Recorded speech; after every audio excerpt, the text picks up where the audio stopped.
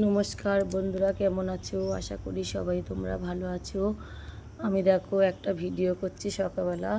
আমি এই গেটটা খুলেছি, দেখো গেটটা খুলেছি। একটা প্রভু আমাদের বাড়িতে এসছে, দেখো প্রভুটা ওখানে শুয়ে আছে।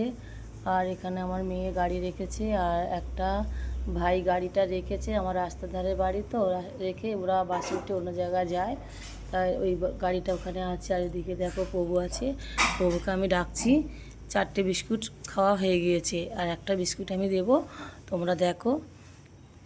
লালু, লালু আয় আয় আয় আয় আয় আয় আয়, লালু আয়, ছুটে আয় ছুটে। লালু আসছে, দেখো লালু বিস্কুট খাবে, দেখো লালু বিস্কুট খাচ্ছে।